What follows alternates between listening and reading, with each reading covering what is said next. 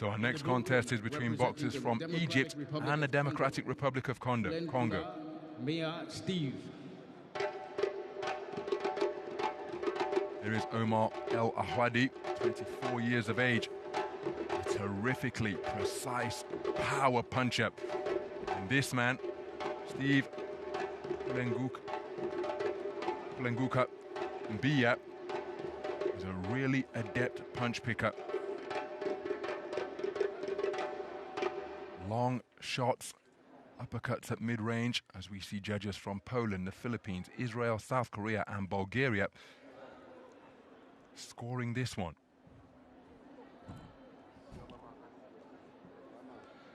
Referee for this it was a terrific display against Bruno Miguel Fernandez de Barros, overturning a deficit in what was a very close contest. As for KULENGULUKA, very effective display against the compact, muscular Arena Pakela of Sierra Leone to book his place in this gold medal bout. And remember, you need to be declared a victor here to go through to Paris next year.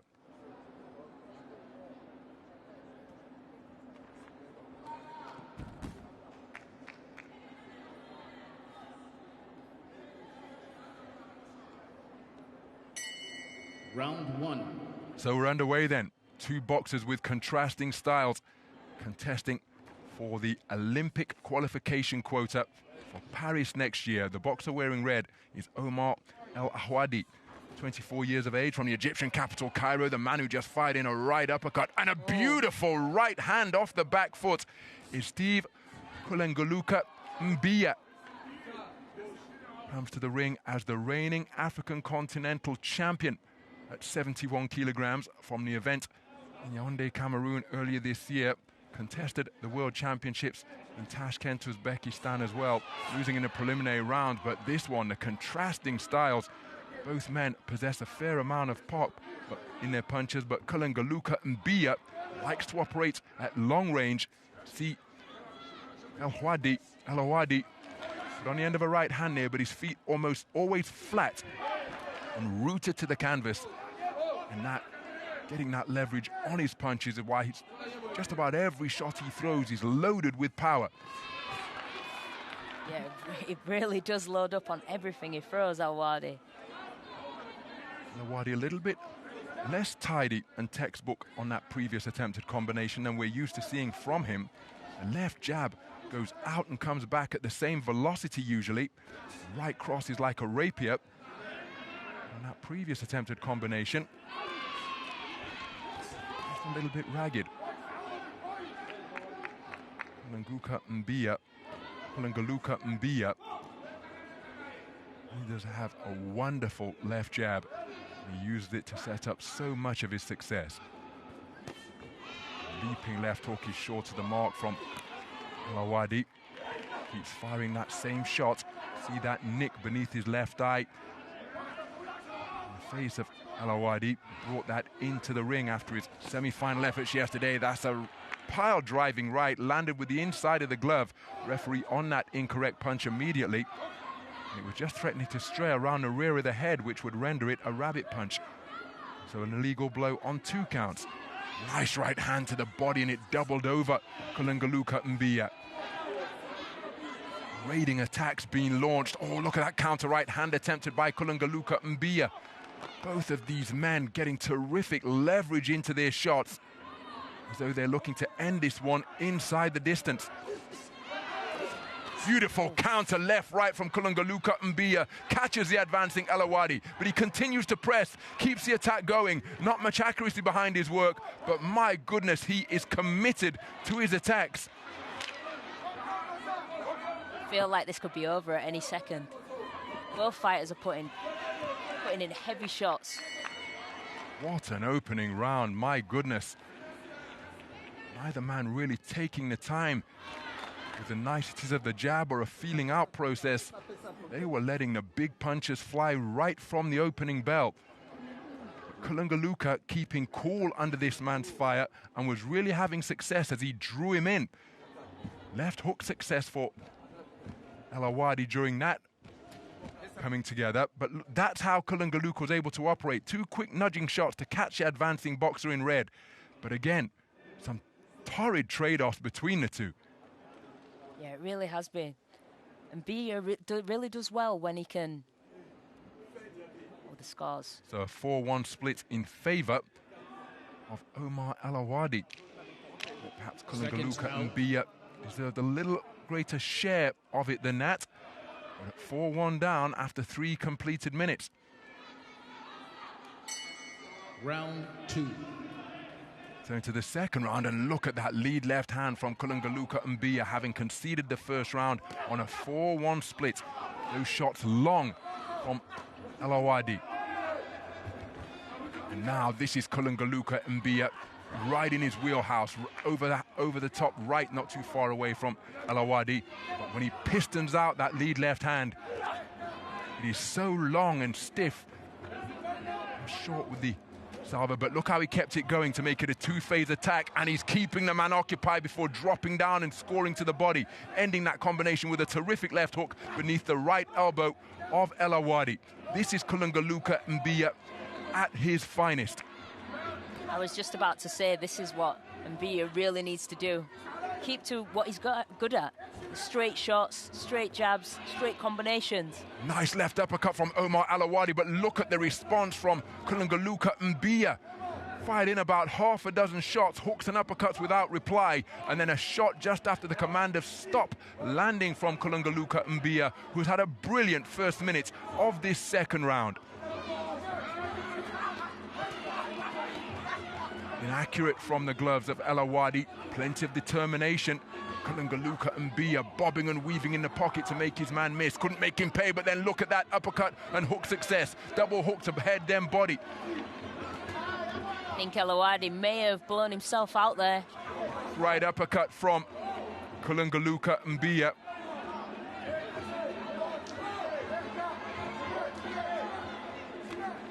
Nice left hand from ELAWADY. Fear ELAWADY. Threatening to open up, but look at that right hook, left uppercut from Kulenguluka and Bia. And ELAWADY's punch is just becoming a little ragged now as he's peppered with uppercuts to the head and hooks to the body. Terrific combination punching. Nice left hand from ELAWADY, but make no mistake, the governor for this previous passage of the round has been Kulenguluka and Bia. And now he's back on a long, straight left jab. Flowing beautifully now is the reigning African continental champion. ELAWADY thinking about his attacks, but hasn't been able to demonstrate the accuracy that we so readily associate with him. Counter right hook with a high elbow like Gennady Golovkin from Kulenguluka and Bia as he spun off the line to avoid the counter. I think ELAWADY's out of steam. I think he's punched himself out. He's looking tired. Nice left jab to the body once again from Kulenguluka and Bia. Jab upstairs attempted from ELAWADY. Oh, that's a beautiful half hook, half uppercut with the right hand from Kulenguluka and Bia. And ELAWADY has been touched up with some really precise, powerful punches from the reigning African continental champion. What a brilliant response from the man in blue. Kulenguluka and Bia conceded the first round on a 4-1 split, and right from the jump in round number 2, he established a piston-like left jab and then hit his Egyptian opponent with practically every punch in the book. I think that's a terrific response, and that is his round in microcosm. Such variety in his work. Yeah, that was a beautiful round. Just the straight shots, the uppercuts. His man did, beautiful left hook there.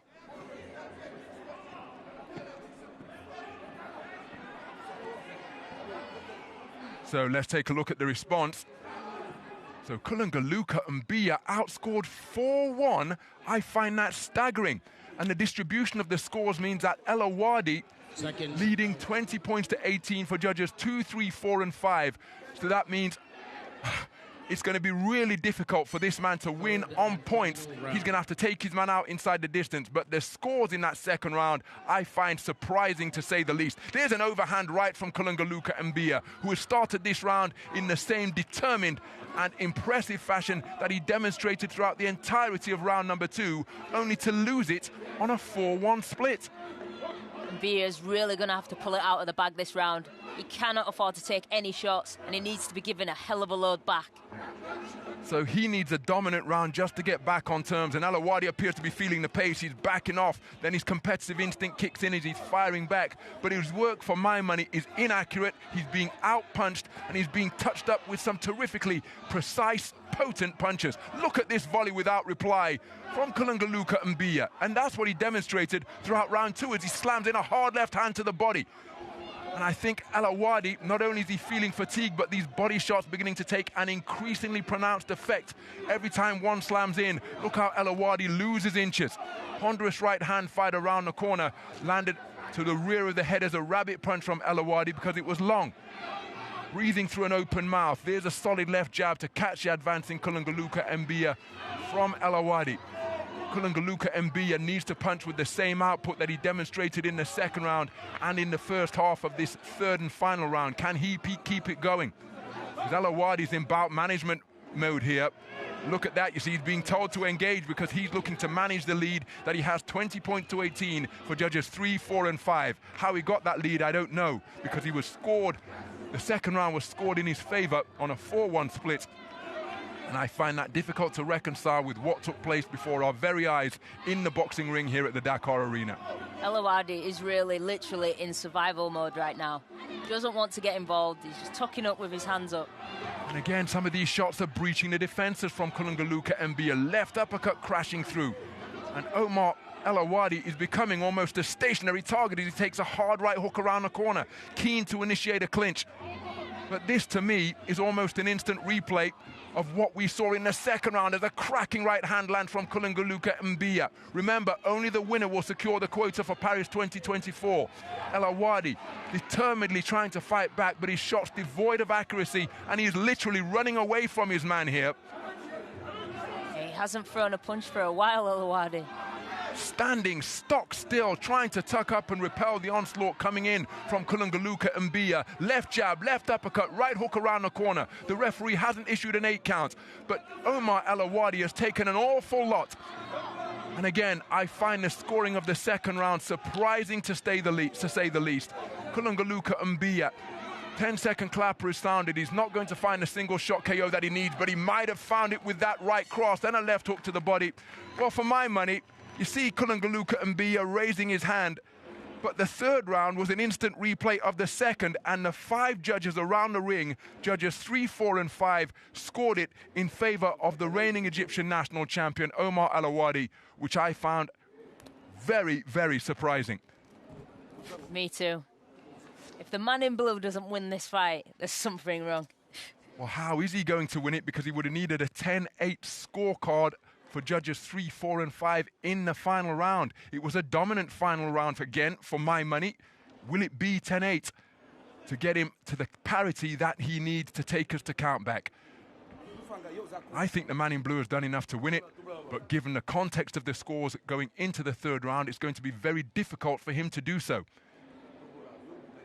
Has he got the 10-8 rounds that he needs in the third for judges 3, 4 and 5? The results of this bout.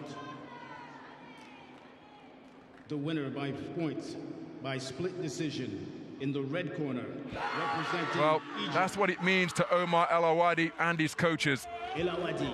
But I think the reigning African continental champion, Steve Kulenguluka Mbia, is really, really unfortunate there. He conceded the first round on a 4-1 split, but for the remaining 6 minutes, from my vantage point in the commentary box, he was the dominant boxer by a proverbial country mile. Put this man in survival mode for the third and final round, and for my money, punched him all over the ring in the second round. But the verdict will stand, and it is Omar ELAWADY of Egypt who has secured the quota for Olympic qualification next year. Yeah, it's such a shame.